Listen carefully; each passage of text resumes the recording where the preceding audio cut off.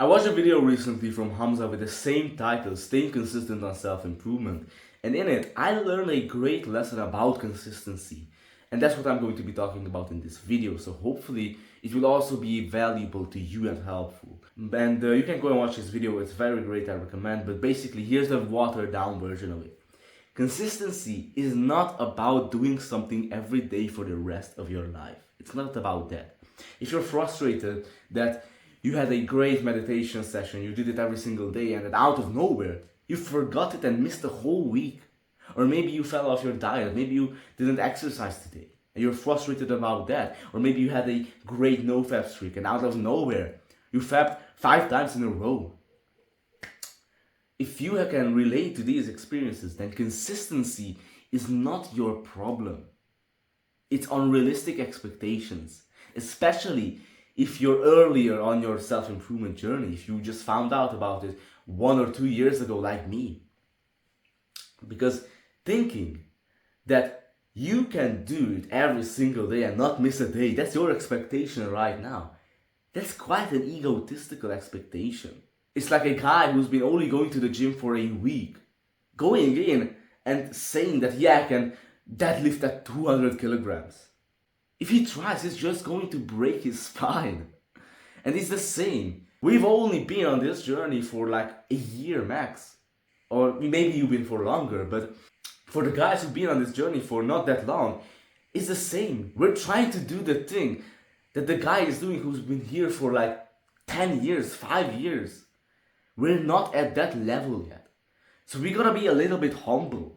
We gotta lose that ego and realize that in life, there will be ups and downs. There will be times when we are super following our routine and everything. And there will be times when we're getting back to those bad habits. But there is a much healthier way of looking at consistency. Hamza said in his video that we should look at consistency not by the week, not over the month, but over the year. It's not about how many times have you meditated today or this week, but how many times have you meditated this year, last year. Maybe you meditated 70 times this year. As long as that number is not going down or even going up, that is consistency. And looking at it like this is so much healthier, because when you miss a day, you won't start blaming yourself and getting negative about everything. You will realize that, yeah, this is just life. Because let me ask you this. How many times have you gratitude journaled or meditated 5 years ago? Probably 0. How many times have you meditated 4 years ago? 0. 3 years ago? Probably 0. And you probably found out about meditation and gratitude journaling, all of this stuff, about 1 or 2 years ago. And maybe you've done it 60 times this year. Like, do you see how much of an improvement that is? That's 60 times better than last year. And you know that one of the main ideas in self-improvement is long-term thinking, sacrificing short-term gratification for the long term. So why not look at consistency like that too? Looking it over the years and dropping that huge ego, thinking that I can do it every single day. So especially when you're starting out, the goal is not to meditate for every single day. Or when you recently found out about no-fap and saying that, yep, I'm not going to fap for the rest of my life.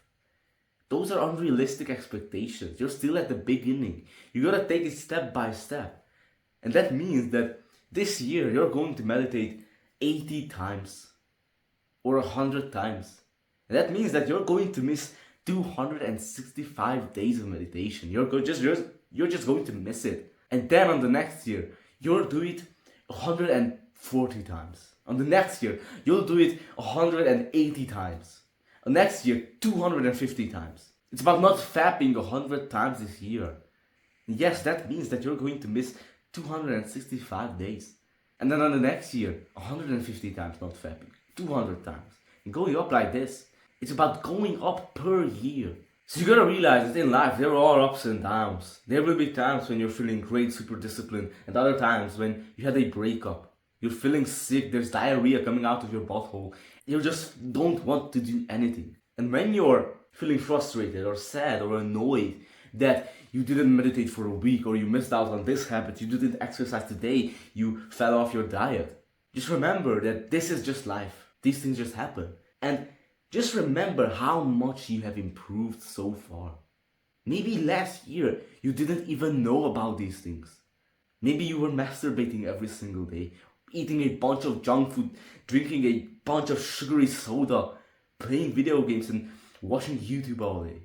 Just think about the huge improvement that you made so far. This is why this is a much healthier way of looking at it.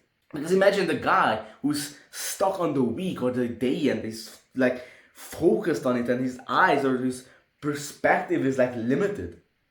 And he's frustrated that he didn't get his workout today, or that he missed out 2 days this week on meditation. And imagine the guy who took a step back and looking at the big picture, looking over the year, realizing how much he actually improved, and being optimistic about the next year. It's such a healthier way of looking at it. And I can definitely say that it made a huge difference for me. For example, when reacting to missing a cold shower or falling off my diet, I react completely differently compared to how I used to react. Like back then, I used to get frustrated or annoyed when I missed a couple of days of cold shower meditation, or when I didn't eat the stuff that I wanted to eat. But now I just realized that this is just life. And as long as per year I'm doing good, then there's no point of getting frustrated. There's really no point to it. You gotta take a step back and look at it from the big picture. And here's another great thing that I learned. If you're watching this video and you're in a rut right now, meaning that you've gone back to the bad habits and stopped doing the good habits that you used to do, then a great advice that I can give you is to lower your expectations of what doing that habit is. Lower your baseline of entry for that habit or that thing. For example, you might be in a rut and feel like you're stuck because doing a 10-minute meditation just feels too hard. Taking a 2-minute cold shower feels too hard. Doing a 45-minute workout session feels too hard. So what you gotta do is to lower your entry to what you consider as checking the box off of the habit tracker. For example, you gotta lower it to exercise for this day means doing 20 push-ups. That's it. Or a cold shower means that I just turn on the cold shower, go in, spin around once and get out, and that's it. Or maybe meditation is about just taking 5 deep conscious breaths, and that's it. Because this will mean that even on your bad days, you can do this. Even on your bad days, you can go down to the floor and hit 20 push-ups. Even on your bad days, you can take 5 conscious deep breaths. And as we said, there are ups and downs, and you gotta realize that the point is to just do something little to keep the momentum going. Because if you set the bar too high, you just feel lost and frustrated all the time. That you just can't reach it, and you're just not good enough. This is why you should set the bar, the baseline of entry, lower when you're in a rut. Because imagine what's going to happen when you go down and do 20 push-ups. Maybe you will stop and go back to being miserable and feeling sad, or just not having a good time. Or maybe you just go on doing some more push-ups. Maybe you just go on doing a full workout. So that's a great advice that I can give you. Lower your expectations. For today, meditation is 5 conscious deep breaths. For today, workout is 10 push-ups. And that's it. Now that an actionable step that you can do so that this video will actually help you. You can do what I've done, which is setting up a habit tracker for the entire year. I'm gonna put up a picture right here. Basically, I set up this habit tracker for the year. Here are the goals that I set and the habits that I doing right here. Now I might add some more habits. I'm not sure what kind of habits I want to do here, but the thing is that this habit tracker is more like an experiment, finding out what my baseline is, because I don't know yet how many times I've taken a cold shower the last year. So this 2024 tracker is more for finding out what my baseline is and then trying to up those numbers. So these goals might be completely unrealistic.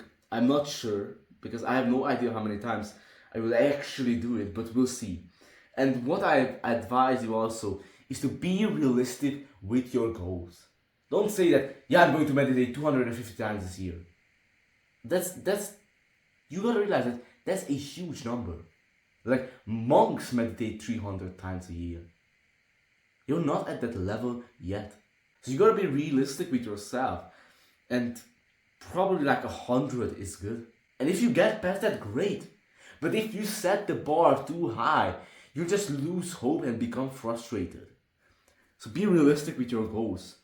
So I leave a link to this in the description. You can download this template. It's a Notion template. It's great. I might change the habits here, but I'll see.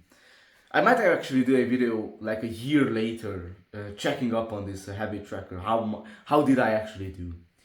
So I hope that this video was helpful. You can go and check out Hamza's video about this. It has the same title. You can search it on YouTube. And it's also great. So if you're interested, I'm doing free one-on-one calls. If you have any questions, if you want any advice, you can send me an email and we'll contact each other. I'm very happy to answer any questions that you have or help you. So thank you for being here. Thank you for watching this video. All the love towards you. Have a great day and goodbye.